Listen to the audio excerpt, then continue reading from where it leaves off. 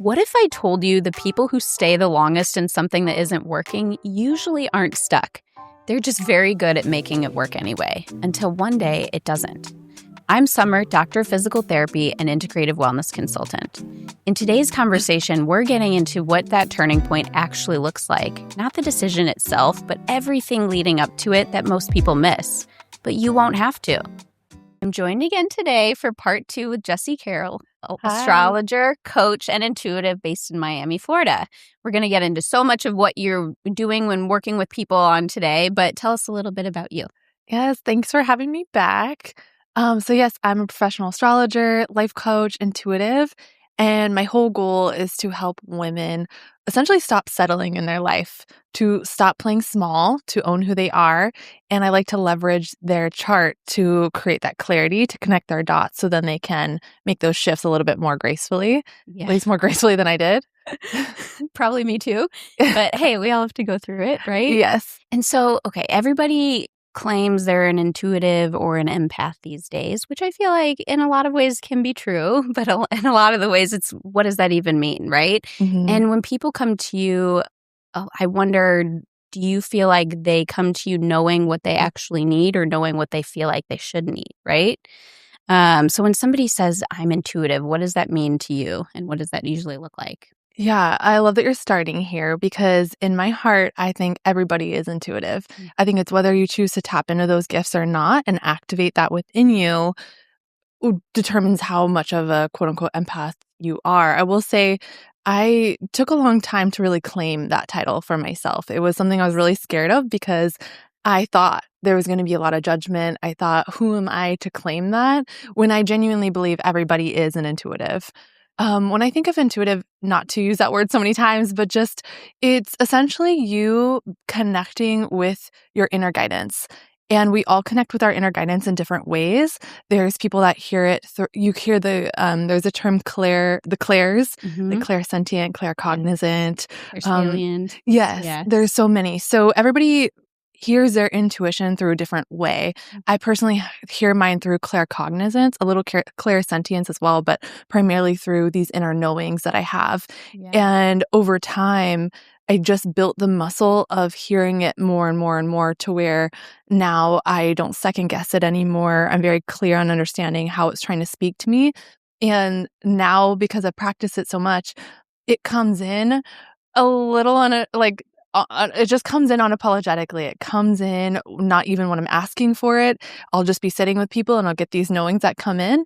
And because I've practiced sharing that, it comes in more often because I trust it so much. It's now louder than it's ever been. Yeah. And I don't quiet or silence it anymore. Yeah, that's amazing. And I totally agree. I feel like, again, it's a muscle just like anything else in a way, or a practice just like anything else. The more you work on that skill, the stronger it can become, right? Or the easier the path to utilizing that skill. Yeah. And you have to want to as well. Yeah. I really think. I don't think everybody comes in with it just, unless you're born full on psychic where those things are just really loud. I think it is something most people have to grow and build and learn to trust over time. Yeah. By choosing to do that. 100%. And I view it almost as like we're a giant, think of it as like a computer system, right? With like so many different programs running at once. But that's our sensory system as well. So we're taking in things in so many different ways that most of the time we're just kind of ignoring or blowing past as just whatever circumstance, right? Yes. But realistically, when you start leaning into some of these things, it is like your own kind of internal roadmap for the day, a decision, whatever it is, right? So it really can have quite an effect, And again, it's just a skill that you practice like any other. So the more you lean in, the more you can develop it. So yeah, I agree. I think everybody is intuitive to some degree.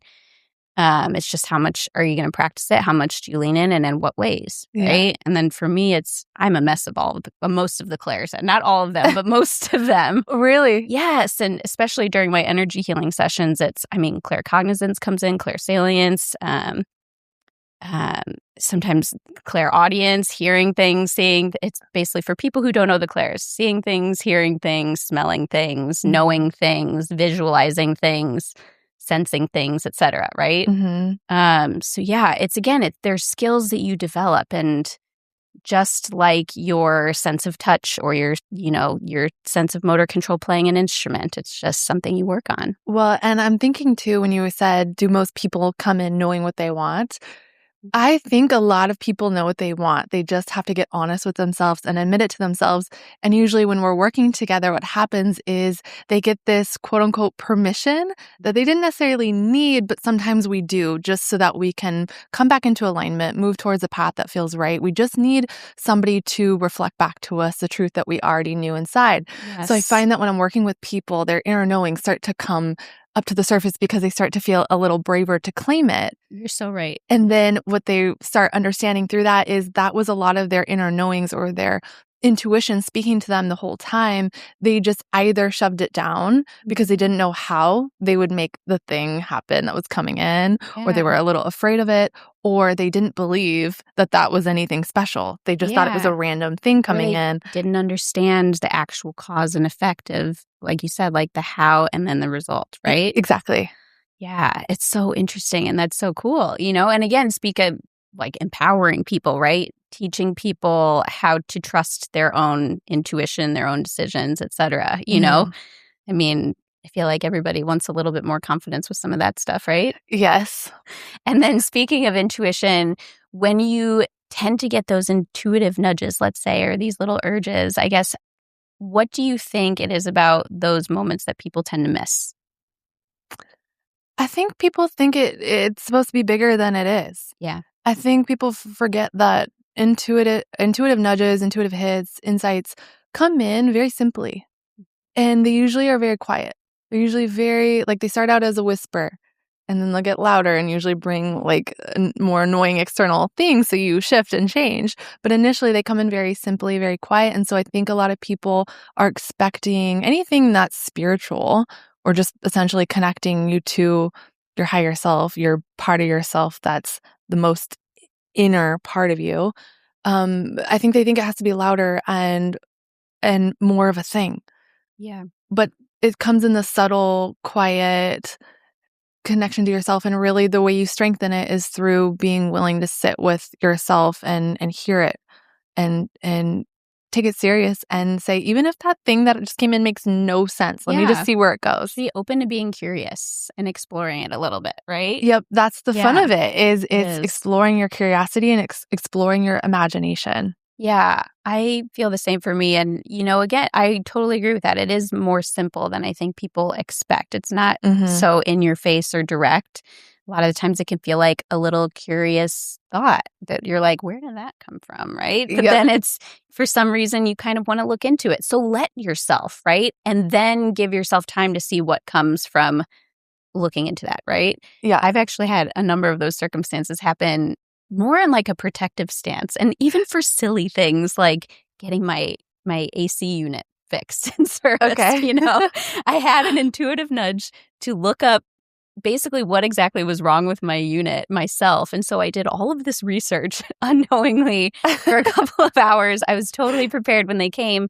Good thing I was, because they totally tried to scam me. Big time. I had to kick them out of my house. See, wasn't that little? It wasn't it. But at the moment, I could have been like, I don't need to learn about AC. Like, that has nothing to do with my job, right? Yeah. Move on with my day. But I chose to be like, that was curious. And I have time right now. So why not look into it? Yeah. And then again, it was something that I was prepared for. And I was prepared to hold my boundaries, and do something about it, right? But see, that sounds maybe it feels small in the scheme of a life, but it's really about practicing in those smaller little moments, being willing to let your curiosity lead you when it's more of an innocent time, something that has less weight, less risk. Yeah. When you try it in those times, it comes in stronger in those times where you're like, wow, I really needed that. Like, that really saved me. That was huge. Yeah, I totally agree. And there's also a difference between, let's say, intuitive nudges and like ego-based things, right? Yeah. Where ego-based things usually have more of like an urge tied to it, I would say, right? Where I feel like sometimes intuitive nudges, again, it's more coming from within, less based on like what you think you should be doing, right? Or if I don't do this, then what will people think? It's more just internal. a little softer. Yeah, and I find that the ego, I used to demonize it a lot because I used to think, oh, it just wants to protect me. It's being unreasonable. It's like, it's so annoying. It's in my way. But it really is trying to protect you. Yeah. But I find that ego oftentimes comes from fear of evidence we have of the past that things haven't worked out, Yeah. or we need to protect ourselves. And it's focusing on, more survival a lot of times, or impatience has been a lot of my ego. Yes. And I'll convince myself, oh yeah, my intuition was like, I need this right now. And it's like, no, you didn't need that. You just wanted that. Need versus So want. it's also, Yeah. I think when your ego gets involved, it's also about, are you being honest with yourself and getting to your real truth and being willing to sometimes make the harder decision. But oftentimes the intuition, I think, speaks to us more gently. Yeah, I agree. And then I feel like sometimes for people that are learning these things, especially high performers or people that are used to, let's say, being productive, a lot of times they recognize intuition, at least from the start, as patterns or just, kind of likely circumstances that are more common, right? So, how do you usually help someone stop second guessing their intuition and start leaning in a little bit more? I say if you're afraid that you're going to second guess it the whole time, you got to just move past that.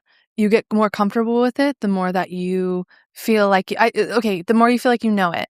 Treating your intuition like anything else, that's you're building a relationship with it, just like money, just like your career, just like your friends, just like your person, just like anything in our life, our bodies.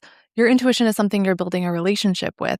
So being willing to start messy and, not being comfortable with it at first is okay. Yeah. Being willing to say, I want to learn to understand you, and build that comfortability over time is the key. Being willing to try. So there's gentle ways you can try and you can play. When I decided it was something I really wanted to do, was strengthen my intuition, I started meditating more, or I started sitting in stillness. Not always meditation, but just sitting in quiet stillness, or having more meditative moments, and just starting to tune into my surroundings a little bit more and see, like, how far can I see over there, or what's the furthest thing I can hear? What's the furthest thing I can smell? Like, I just started bringing my surroundings to my awareness to my surroundings more. And it just started to slowly build over time. So it's just meeting yourself where you're at too, and realizing you don't be afraid to mess it up. That's my long story long. Don't be afraid to mess it up. Just be willing to start. Yeah, and that reminds me a lot. I actually took this course years ago called The Science of Happiness, and they talk a lot about that and I leaning love into that. your senses. And it is a form of meditation, specifically focused meditation even, right? But you can tune into either one of your senses at a time. You could go for a walk on the same route you walk every single day, right? And for maybe that time you choose to not put in your headphones or not listen to a podcast or put on a device or whatever, but you're actually choosing to tune into your senses on that walk, and you start noticing things that you've never seen before, even though you've walked it a million times, right? Yeah. So it's about like bringing you back into your present body as well and regrounding yourself. And that actually is what leads to more life fulfillment than anything else, right? Versus Mhm. money, success, whatever, right? Yeah. So it's learning how to be present with yourself. Yeah. That was something actually when I worked for Tony Robbins. Tony used to say all the time was, it's not about getting to the destination. Mm-hmm. That is the fulfillment. It's the process. It's Mm-hmm. being in the process, on the way there, that is actually what we're searching for, what we're seeking. So it's also about enjoying the journey of strengthening your skills, doing it in a way that feels really good to you. It brings a lot of joy to your journey, of strengthening those skills. So doing it in a way that works for you versus what everybody else says. So taking what, you and I are talking about and trying out whatever feels like something you want to explore Mhm. and see. And like you said, going back to that thought, right? With your curiosity. Yeah, exactly. I love that. And then I'm sure you work a lot with people who come in and, nothing is technically wrong on paper in their life, right? But they still just don't feel like things are quite situated, or they don't feel like they're living their life, right? Mm. So what does that off feeling usually point to in your work? Mm. Um, you just mean like, what do they feel? Yeah, like people who they're like, I have the job, I have the family, I have the career, whatever. I have all of these things. Like, why do I not feel more fulfilled? Why do I not feel happier? Like, why do I feel so whatever? I guess where do you usually start with them? Oh, yeah. So I would say something like that. It's just, we've just got to get back into alignment a little bit Yeah. because there's a sense of waiting for something external to create that happiness, to create that sense of fulfillment. That's what I found in my journey was I was always waiting for something to change, Mhm. or I wasn't really present and tuned in to my own experience until it started being unenjoyable, until it started being an experience that didn't feel pleasant. Mhm. And I was like, "Ugh, I don't like this," or "This doesn't feel right." And I just wasn't tuned in along the way to the little cues that were cueing me into, this is quite a little out of alignment, there's a little tweak here. And you do that enough times, and that's when you start to feel, "Oh, this doesn't feel good anymore," or "I Mhm. feel dull inside." So what I do is I just pause with people, and usually before we change anything or have them start, asking the bigger questions and doing all the big shifts, I usually just say, let's meet yourself where you're at and start to observe and reflect. Like for the first week or so, I'm like, I just want you to tune in to your patterns, your Mhm. habits, your rhythms, your conversations, your consumption of anything, food, emails, Yes. conversations, music, media, TV, anything. I just want you to watch yourself and witness yourself because oftentimes, like I was saying before with the whole intuitive thing, people know what they want. Mhm. They just have to admit it. And it takes slowing down to actually ask yourself, okay, what do I want? And also with the rhythms of our life, it takes pausing to slow down and be like, okay, what even is my life? Yeah. But some people are doing that, and they're like, no, but it's still like, what do I do? And so at that point, again, it's about meeting people where they're at. But at that point, I say, okay, I try this exercise and I love it.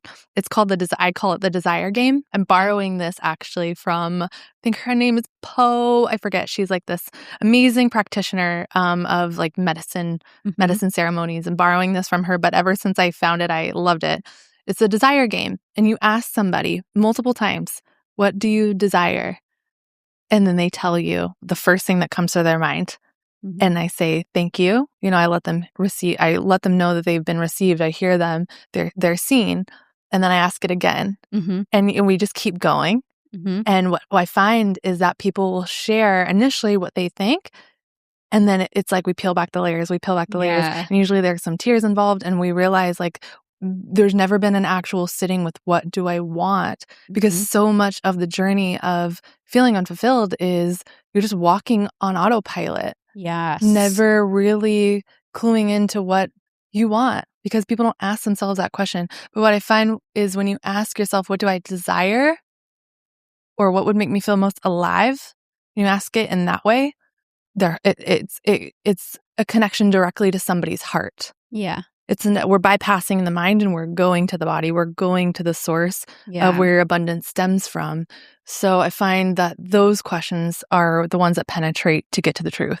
Which is so good and clever because obviously the mind is kind of what can be the distractor or the controller in a lot of people, right? And myself, I'm speaking from totally that's how I operated for so long and sometimes still have to navigate is getting Yeah. out of my head. Same. I mean, I have to keep myself in check pretty regularly too, and speaking of, for high functioning women especially. So, what does misalignment tend to hide behind? Oh, yes. And again, no judgment. This is Yes. like me reflecting on all of my journey. Never. It tends to hide behind control, Mhm. overworking, Mhm. feeling like you have to somehow overcompensate because Improve. Yeah. improve, yeah, prove because internally you're like, I'm not where I want to be.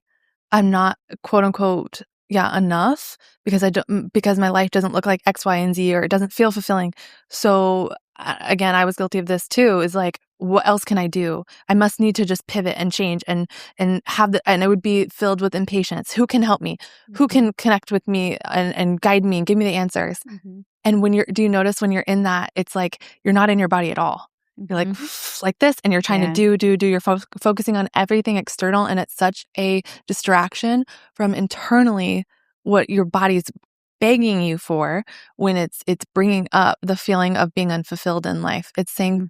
please hear me, please sit with me. I need to talk to you. I need to tell you something, but I need you to stop.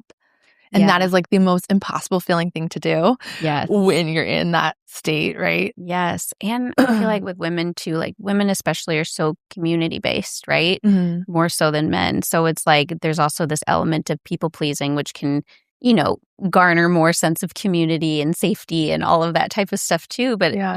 it's a balance, there's a lot of things that they can hide behind. And then what about for men? What would you say Oh my gosh. looks like for men? Well, I really don't work with men much. Right. Right. Because I don't claim to be a person who feels like they can lead men in these ways because Mhm. I don't have a lot of that, experience. But, I mean, oh, so what? Sorry, I'm just trying to remember the question. I'm going to maybe try to answer this a little bit, actually, Yeah, because 'cause I've worked with a lot of I would say men. I don't actually work with men. Yeah, I've worked with a ton of men, and honestly, they usually find me more for the physical therapy, performance-based stuff, but then as we start talking, they actually want to get into more of the holistic, energy-based stuff, more, Okay. integrative stuff. And for them, you know, at least the ones that I've worked with, a lot of it is they don't seem to seek it out initially because of kind of the stereotype of like, you know, men aren't supposed to be soft, right? Or do like the soft things. And a lot of these things, unfortunately, are considered more feminine, more woo, more Mhm. whatever, right? So it's like, but again, it's just part of our sensory processing system as human beings. So to me, it's one and the same for everybody, regardless of who you are or where you're from, right? Yeah. But yeah, that's kind of what I've seen on my end. It's more of like, I wonder if it's kind of like the external pressure of like it not being marketed for them, kind of. Oh, I'm sure that's a huge part of it. And then I'm just thinking of like I don't know, anybody that I've dated where I was like, oh, like they seem out of total judgment, right? I'm like, they seem out of alignment in their life. Meanwhile, I'm like figuring out my stuff. But the way that I received it on their end when I felt like that about them was, well, they just weren't vulnerable at all. They had shut down because Yeah. I think from what I've just heard so much is that men have not been taught that vulnerability and emotions are a safe thing to express as a man Mhm. because somehow that makes you less of a man. And so I've just experienced a lot of men who are very emotionally closed off, Yeah. and there's just a wall, and it's like no matter what I do, there's nothing that they could give or I could Mhm. receive. And but I don't, that I don't know if that's like 100% them out of alignment or if just that's who they were Yeah. Well, and and they had again, never shifted yeah. out of that. So I don't know if maybe it's a different conversation. Well, and again, I've worked with similar people who, you know, they might seem emotionally closed off at first, right? But it's like, again, when I start working with them, they have it all in there, right? Mm, But it's like, they've never felt like it's been appropriate for them to offload some of these things. Or again, there's some of the external pressure of because you're a man now, you're automatically seen as the provider for whatever, mm, right? Or the leader, the one who has to hold it all. But that's not how it has to be. And in a lot of family dynamics, that's not how it is, right? So yeah, it's like allowing yourself to be vulnerable and like giving yourself the opportunity to offload some of your burdens as well in whatever way that makes sense for you, right? It doesn't have to be all this super feminine woo stuff, but if yeah, you want to try it out, by all means, yeah. you're welcome, you know? I say the more you can get to know yourself through these types of things, like Yeah. astrology, human design, energy work, Reiki, like the more power to you, men and Yeah. women. There's, I mean, actual career stuff in here too, which I'm going to get into of, that's was a big eye opener for me the first time I had my chart read. It gave me more insight into what type of work environment, leadership type roles that would be ideal for me based on my blueprint, right? Yes. And it was funny because I actually came upon that at a time when I was kind of going through a little bit of a pivot, where I was going from being more the employee to taking the reins in my own hands. So it was really important for me at that point, right? Yeah. But there's a lot of helpful information in there that's not so soft and fluffy. Yeah, yeah, no, not at all. It's definitely you can make it whatever reading you want. Every Yeah. astrologer is also very different. Mhm. But the heart of it, there's a high and low road to every sign, every house, every element, all of it. So you can go as deep as you want to go. Yes. And then what's something that somebody's chart can reveal about them that otherwise they would probably miss? So in astrology, there is lots of blind spots that we can tap into. The thing is, like, your chart is your chart is your chart is your chart. It doesn't change. Right. So it depends on how far and how much you've already done within your own work to tune into your blind spots and things. But some things that I tend to see that people don't think about is, so there's I like to go to people's IC line. It's basically their most bottom subconscious part of the chart. It is supposed to be the darkest, lowest point of the wheel. And it's called the IC line. It stands for something in Greek, but I usually just say inner child. Okay. Because it rules your fourth house, family, home life, and it's essentially the energy that you were plopped into when you were born. Okay. They say your rising sign starts your chart, but I really personally feel like the IC line starts your chart because it starts the consciousness and awareness when you got here. Interesting. So I bring all that up because when I'm working with people, that is one of the points I actually like to start at, other than, of course, rising, moon, sun. Obviously, we'll talk about that. But the IC line, it points out a lot of those shadows that you don't even realize are still in your way. And it's a nice shortcut instead of having to do all the inner child work, which nothing really replaces doing that work. But at the same time, looking at your IC, going to the depths of your chart, being willing to look at that. Also, things like your Chiron, the wound you came into, not necessarily change and heal. I don't like to say heal because it never goes away. You just alchemize your relationship to it. You change you start to understand that when that wounding pops up, it's pointing you in the direction of one of your greatest strengths, which is the opposite end of that wounding. I talk to people about their Black Moon Lilith, which is a lot of their deepest desires, their shames, their biggest vulnerabilities. And again, if they can shift and change their relationship with it, they'll let go of those shames and they'll be able to strengthen. I look at people's, there's so much. I look at people's Mercury. Okay. And the Mercury, what I love about it is it doesn't just tell us what's our conscious focus in life, what we're deeply passionate about. Could talk to people, forever about, even if nobody paid us to do it. We would just go on and on because that's our passion and our interest. But it's also the loop we repeat in our mind that is oftentimes the trigger that keeps us stuck. It's oftentimes the loop that if we don't sit with that enough and release that, we'll keep sabotaging, we'll keep going against ourselves, we'll keep people pleasing, we'll keep wondering why it feels like life is harder for us than other people. So there's so many things you can look at, but those are my top ones that I'm like, let me just ask you, have you thought about this? Have you tapped into this? Have you connected with this side of yourself? Is this unfamiliar at all, or does this resonate?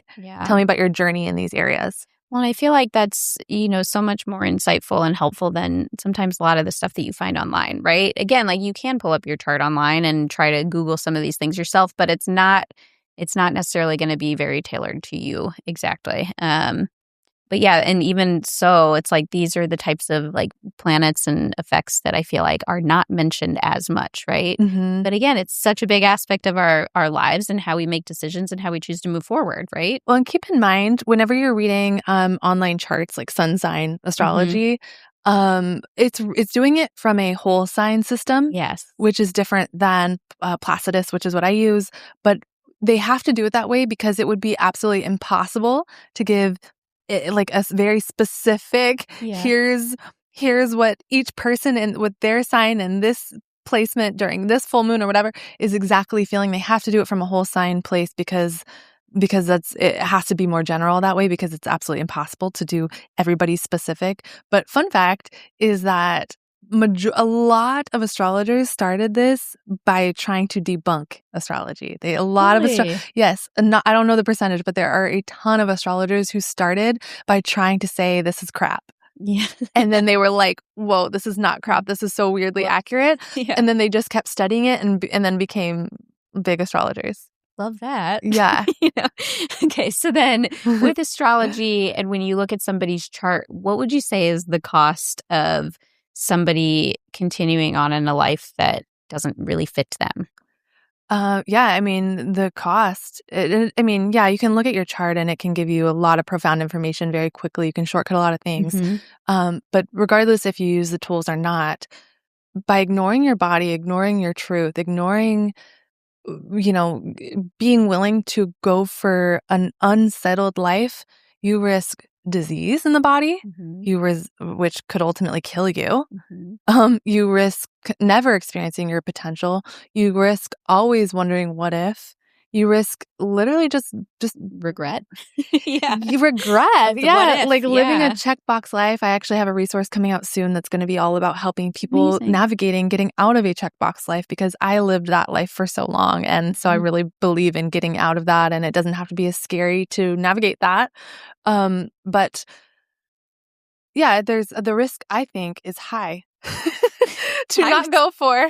I would say not go for a life you want. Even one regret is a pretty high risk for most people because, we're people. We don't think about things once. We ruminate, right? So it's not just going to be a one-time regret. It's going to be something you're going to keep thinking about. So, there's simple things you can look into. So why not? Right? Yeah. And it gets to be fun, go wherever you feel called. Yes, exactly. So where or what in a chart specifically tends to explain why someone keeps running into the same issues or patterns? Let's say in relationships or whatever it may be. Yeah, it really is so specific to each person's chart. But sometimes I'll look at people's Saturn. Okay. Because Saturn is the planet of discipline. It's a planet of mastery. And it is a planet of challenges. It's kind of like the dad of the zodiac, the dad that means well. Okay. The dad that really just wants you to experience your fullest potential, but it really is going to make you work. Yeah. It's going to make you work and honestly feel like you're taking a step forward or a couple steps back, a couple steps forward and then a couple steps back. I'll give you an example. One of my clients, she had her Saturn on her 7th house line, or the cusp of her 7th house, which 7th house is all about long-term relationships, marriage, long-term partnerships. So it could be relationships. It could also be business, things like that. So she had gone through some of the hardest lessons with relationships I've ever heard anybody going through, one after the other the other. And I finally looked at her chart and I said, you have Saturn on your 7th line. Of course, or her descendant line. Of course, this is one of the things you are here to master. And this is why relationships are harder for you. And also, Saturn doesn't fully mature until 35. People think 28 because of the Saturn return, but it really matures at 35. So wherever your Saturn sits, usually it takes a minute to bake before you finally get the rewards that area of life is asking you to experience but you will experience them on massive levels because Saturn rewards in the biggest way, but it needs you to do the work first before it gives it to you. Okay. Otherwise, you'll just have to keep revisiting. So that's one area I look. Also, I look at somebody's North Node. Now, that's not something that people necessarily have to experience in their life. I think it's an option that is going to keep presenting itself for you to experience your fullest potential. It's more of like your North Star in life. But when it's something that I just feel like you feel drawn to experiencing more for yourself and you can't seem to figure it out, that's when I'm like, well, let's look at your North Node and see what that's presenting for you. And also I'll look at people, not to go on and on, but I'll look at people's progress charts to see kind of what energetic rhythm and theme they're in, to see if it's aligning to, hey, this is actually very supportive for you to just freaking go to your North Node. Let's do it. So. Well, and that reminds me too, going back to people with alignment and even with their North Node and, you said when you're ready, maybe then you can look into it. But we all go through different phases of life, right? So we have to give ourselves permission to reassess ourselves, be open to new things, reassess our interests or our desires or all of these things at any given point, right? Yeah. So I love that there's different points that you can kind of utilize your chart and your blueprint and to help guide you. And then you mentioned briefly Saturn return, which I know that could be a big shakeup for a lot of people. So if you can briefly explain what that's all about. Yes. So Saturn cycles are something that happen every about 7 years or so from the time you're born. And I say about because sometimes people experience them at 6 or at 8, in intervals of, just depends, anywhere. Usually it's 7 years. And those are just big checkpoints in your life. So the checkpoint can be more graceful if you've been answering the nudges and the calls along the way to shift and make those slight pivots, or you've been leaning into your heart a bit more and walking that path. But usually we haven't been. 21 is usually when the big Saturn shifts start to feel them kick in a lot. That can be a very profound time for people too. But then, 28 to 30, I felt like mine was like a 5-year Saturn return. That's how Lucky it felt. you. Yeah. Because I had no idea I was going through that until after the fact. And so almost ignorance was bliss in that because I just let my karma play out. Of course. But when I look back, it was so accurate for what I was meant to go through at that time. I was like, that did happen. I did blow up my entire life. Like I did do that. But it's basically these checkpoints to allow you the opportunity to get back into alignment, to move your path in a way that feels more of like the one your soul wanted to experience this lifetime. So it can shake you up if you've been stubborn, if you've been ignoring it, if you've been hoping you don't ever have to deal with it, if you've been pushing it off. And that's usually when people find like, oh, my life just totally destroyed itself. Like everything's falling apart. Yeah. What do I do? And it's like, well, it's just technically like it is Saturn, shifting up your world. Yeah. And it's funny you say that too, because now thinking back, like I also did blow up my life. Did you? But for purposeful reasons, Yeah. But and I'm glad I did. But at the time, it didn't feel so huge at the time. But now looking back, it's like, I blew up my whole life. Yeah. I changed everything, Yeah. But again, all in due time and with good reasons. Yeah. I want to look at your chart because when I'm thinking of mine, everything that happened was leading me towards my North Node because my North Node's in Capricorn, which is all about leadership, legacy, building your own thing. Yes. It's led by Saturn. It's ruled by Saturn. So that's kind of funny. And it's the North Node is my absolute not comfort zone. It's our area we've never experienced before in any lifetime, but it's our absolute not comfort zone. And so everything in my life was like, that's when I left corporate. That's when I moved. That's when I sold everything. That's when I started my business. And I just went full on ignorantly into a new life. And that was Saturn just like giving me all the energy to go for it and do it. Yeah. It was very North Node-esque for my chart. Yeah, that's so funny. And that's so interesting. And I definitely want you to look at my chart because I'm extra curious too. And I know you mentioned, obviously, some of the first things that you like to look at people's charts and in physical therapy, for example, with the body. Regardless of somebody comes into me with knee pain, hip pain, back pain, whatever, I'm always going to be looking at their whole body alignment, right? And the pelvis is where I always start first because that's the foundation for it all. Interesting. So what would you say is kind of like the foundation in the astrology chart? What is the one thing that you cannot miss that you have to look at every single time because it has some sort of direct or indirect effect on everything else? Yeah. Oh, I love that's so interesting about the pelvis. I have so many questions. But I mean, I'll always look at somebody's rising sign. Okay. Because that's who they're meant to rise into over the course of their life. And ultimately they will. But it's just a matter of embracing that side of yourself, accepting all those qualities of yourself, and building a new relationship. But then I'll also, there's two things. For me, it's rising sign. And then I want to see not just your sun sign, but I want to see what house is your sun in, because that tells me how your soul is here to actualize. And who, like, the spotlight that wants to shine on you this lifetime. And like, those are two anchor points that I'll start with usually. Okay. That's good to know. And that's interesting, especially the house part with your rising sign too. With the sun sign. Or with the sun sign, not the rising sign. Yeah. Actually, it's more important to know what house your sun is in than even what sign.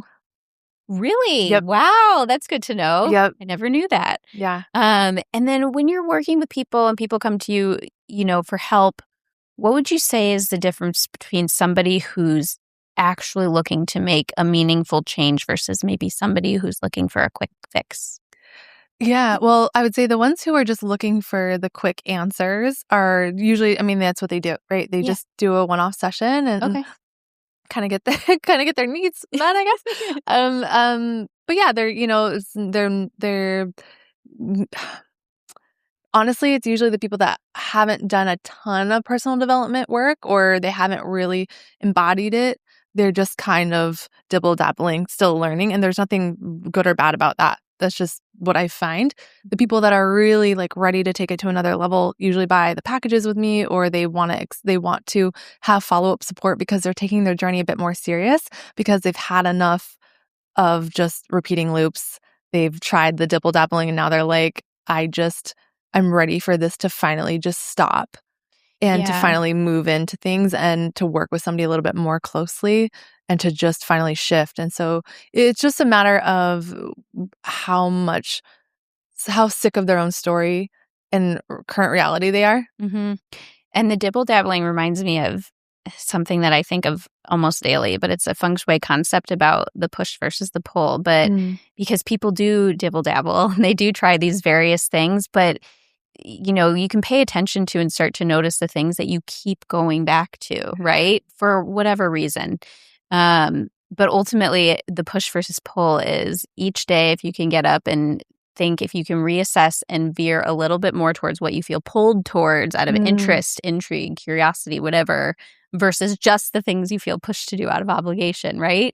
So you start to figure out kind of what has most meaning and relevance for you as well, right? So same thing. It's like if you keep dibble dabbling in some of these things, then, why not be open to giving it a full try? Yeah. You know? I like that wording about push and pull. It's very gentle. Very Yeah. gentle. Yeah.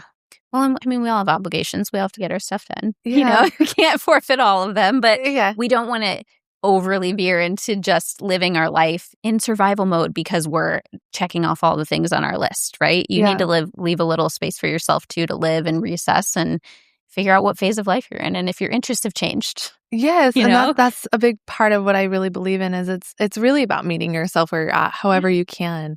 It's not about just cold turkey, just changing everything, flipping the tables, and being like, I'm changing my life.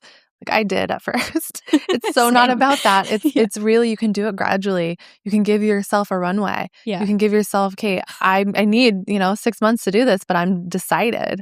And then you start planning. You start making the steps towards that new life and reality. And then when you get to that point, you'll be able to do it. So I like the idea of push and pull and just meeting yourself where you're at with these little ways. Yeah. As you go.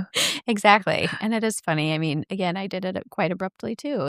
And, you could give yourself a little more runway, baby steps, right? Yeah. You don't have to scare yourself in the process or make it a more challenging thing than it needs to be.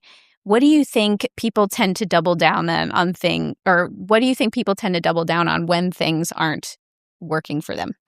Oh, well, just being so black and white. Literally, I just was thinking as we were talking about the last thing, like sometimes people think like if you have a plan B, that means you don't have a plan A. Like you gotta burn the boats and you just gotta go and you just gotta like be so aggressive. It's like no, like just relax, meet yourself where you're at, realize that it's not so black and white and really there are processes and steps and things you can do. And honestly, it's just like when you find yourself in that survival mode and that like uppity energy, like you have to just ground. You have to just calm yourself, ground, and just like move a little slower for a second. Yes. And I find that I've learned now that whenever I'm like urgently trying to find an answer or figure it out, or I'm like this, or like I feel like everything is so black and white, I'm like, what am I going to do? Like I have to make a decision and blah. You're never going to find the aligned answer in that energy because the answer you're looking for is sitting at I think a higher level energy. It's sitting at a higher frequency. Yeah. You have to get yourself to a higher frequency before the aligned answer can come in. Yes. Usually that means you got to sleep. Yeah. Maybe you got to wait. You need to de-stress yourself a bit. Yes. Get yourself out of the frazzled state. Yeah. As Joe Dispenza says, you can't create an outcome from the same mind that created the mess. Or I butchered that, but that's, you know what I mean? That makes total sense. And, and sometimes this stuff isn't for everybody, right? So also I know you mentioned you don't work specifically or quite yet with men, but who would you say this work would not be for otherwise? Well, I have just learned the hard way. It's people who do not want to do the work. You can't save everyone. Oh, yeah. So the only people I genuinely think it's not for are the people who don't feel called to it. Okay. The people who don't feel ready for it. The people who feel like I just have zero desire and interest in that. Mm-hmm. Because whether it's for them at another time or it's just not right for them, I would hate to have people working with me or, going and getting an astrology session, for example, and just not being into it and feeling like, I just am getting nothing out of this, it's just, so that's, otherwise, I think everybody can receive benefit from it. Yeah, I agree. And different strokes for different folks. Yes. For lack of a better phrase. But, same thing with PT. It's, people would come in to see me having a prior experience. Sometimes it wasn't so great, but it's a lot of mindset shifting too. So it's if you're open, if you're ready, if you're curious, right? Step one. Step two is being open to the person that you're actually meeting with, right? Good point. Which is really nice. Good point. Yeah. to piggyback off what you said. Yeah.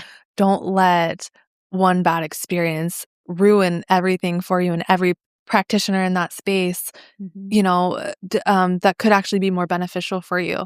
The amount of business coaches, for example, I hired, and then I finally, years later, finally find the right one, but I never let a business coach or a bad relationship make me jaded from the potential right match. Mm-hmm. Yeah. And in a lot of these things, there's just, and this is what I tell clients too, because obviously with my physical therapy background, there is a governing body there in terms of standards and regulations, right? Just like medicine. But with a lot of these other coaching-based things or the energy work stuff, there's no governing body, right?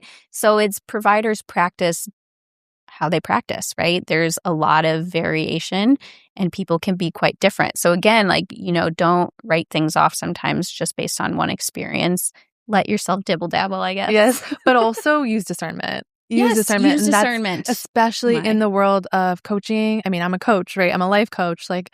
Yes, certified, but I'm in a sea of just online coaches now. Yes, and astrologers, Yes. And so you do want to use your discernment because that's sometimes all you have on deciding if something feels right for you. I don't care what people say. If they're like, oh my God, everybody goes to this person, you got to go to this person. No, you have to lean in and tune in to what feels right for you. And if it does not feel right, and you don't have to explain it to yourself, you don't need a reason why. Yeah. You just your intuition, which is why going back full circle. Look at that, we were full circle. Yes. Going back full circle to building up your intuition strength. Yeah. It's not only just because you want to you want to go back into the woo woo, right? And you're like, oh, this sounds fun and cool, and I want superpowers and all these things. It really will help you in your 3D human experience to have stronger discernment because you have a stronger inner compass. Yes. That's a big part of it too. Which means you feel more settled with your decisions. You feel more fulfilled with them. Mm-hmm. It's not just the woo. It's real life application. It's the gift that keeps on giving. Yeah. Is that strong intuition. So if there's one thing you wanted people to take away from today, what would it be? Oh man. I guess on this topic, I'm just thinking sovereignty. Sovereignty, meaning really doing life your way. Yes. Doing life your way, trusting yourself. The most important thing you can do, and I will die on this hill, is you just have to trust yourself above all else. Mm-hmm. Because we have so much to filter through, to navigate, and the only thing you have at the end of the day is yourself. And so if you can do things to strengthen your sovereignty, like working on your intuition, getting a reading done to learn about yourself, to dive into self-mastery so that you walk away with more tools and you walk away with understanding, who you are, what's right for you, what's not right for you. You just strengthen yourself on all levels. And then that is what will help you navigate life so much smoother with so much grace in a way that feels fulfilling. It's actually a life that you want. So everything comes back to, I think, choosing the sovereign path and figuring out how to get there. I love that. And I 100% agree with that. It's, it's all about empowerment ultimately, right? Mm-hmm. Well, huge thank you to Jesi for chatting with me again today. It was so much fun. If you missed part 1, definitely go back and check it out. That's where we get more into Jesi's backstory. Mm-hmm. But if you could please tell our listeners how and where they can find you. Yes.